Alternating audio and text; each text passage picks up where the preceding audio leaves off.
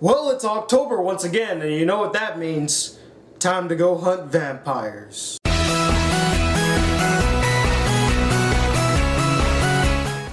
What up, y'all? It's the Black Critic Guy, and today I'm here to review the anime Shiki.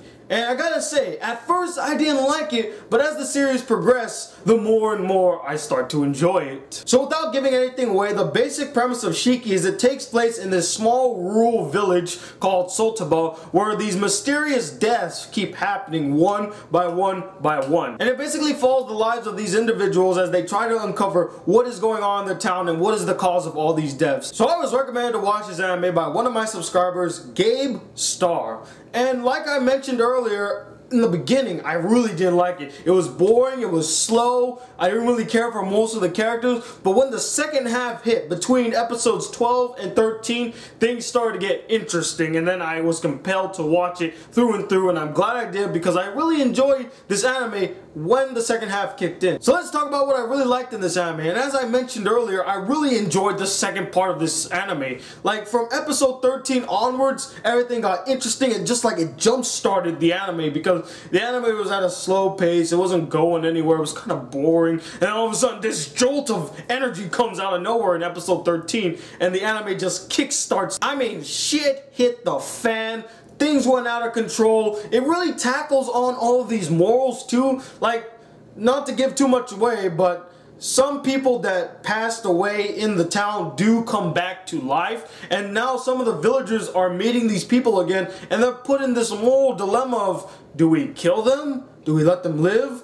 They were my best friend, they were my husband, they were my wife. What do I do? And it really just demoralizes most of the characters because they can't differentiate from, you know, they're dead or are they alive? I really love them, I don't want to hurt them, so it kind of just demoralizes them to the point where they don't know what to do. And I really liked how this anime highlighted that. And as for the people that came back to life, they also tackle on the moral issues that they go through because they have to do a certain thing in order to stay alive. And some of them don't really want to do it. They don't want to commit this heinous act because it goes against their moral code. Although they are dead, they keep their human characteristics and their human emotions, so it really just polarizes them and demoralizes them even more. There are a lot of interesting and well-developed characters in this anime. My favorite of all of them was actually the doctor, Dr. Ozaki. He's the doctor that's in this small town. He's keeping up the family tradition. He doesn't really want to be there, but, you know, of course, keeping the family tradition. And he's dealing with all these deaths, and he feels just helpless, and it demoralizes him knowing the fact that he can't do nothing to stop this epidemic.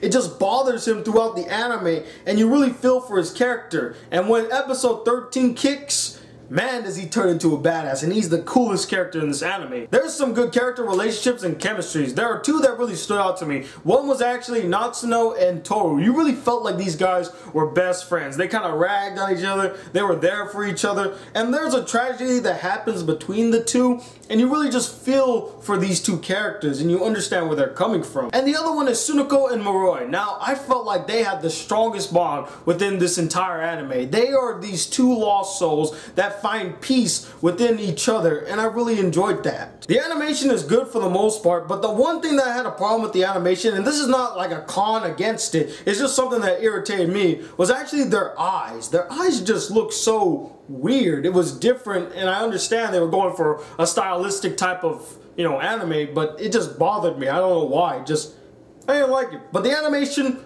was good. Now let's get into the things that really bothered me. And like I mentioned earlier, the first part of this anime is really dull and uninteresting, and you just didn't care. I think the one thing this anime suffers from the most is actually an overabundance of characters. They flooded this anime with so many characters that you really end up not relating to any of them. I mean, I would understand if they focused on like 5 or 7 characters, and by the second half of the anime, it starts to focus in on like various characters that you really care about and survive. But in the beginning of the anime, they just like focus on all these characters and all these subplots, and you don't care. Sometimes characters that you really liked or you really enjoyed disappear for a long period of time, and then they re-emerge and you're like, oh yeah, there's that character. where's that character been? I really liked him. And they do this time and time again. Like I mentioned earlier, the problem with this anime is that they have so many characters. It's really hard to focus on just one or two individuals at a time. They focus on so many people that you kind of lose track of other characters. And then they're like, oh wait,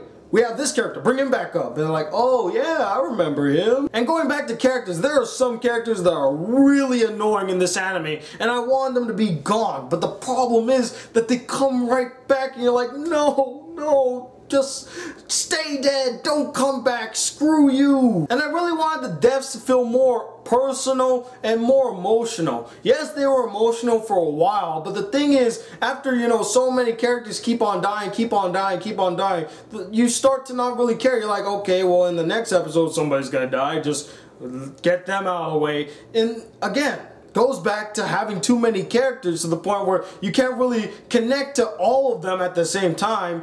And when they die, you're just like, oh, he died, okay, I see. That's why I really appreciated Another. They really took their time to develop all these characters and make you really care for them, that when they died, you're like, oh god, they died. And you just feel that pain. In this anime, a character dies and you're just like, oh, well, he died. I guess he had to die. That's the case. And also, I wish this anime was a little more terrifying. I mean, there were some creepy moments, but most of the time I was just sitting there like, oh, okay, this is happening, that's happening, oh my god, that's happening. And I wanted to be more terrified, like holding my mouth and kind of freaked out of what's going on. That happened like maybe 2 times in this entire anime, which is sad because this is a horror anime. I'm supposed to be freaked out by this, but I wasn't freaked out at all. Overall, Shiki's a very mixed anime for me. The first part of the anime was very dull and uninteresting. I really didn't care for or felt a connection to most of the characters. When a character died, I really didn't feel an emotional impact, and this anime would have got a really low score had it not been for the second half of this anime.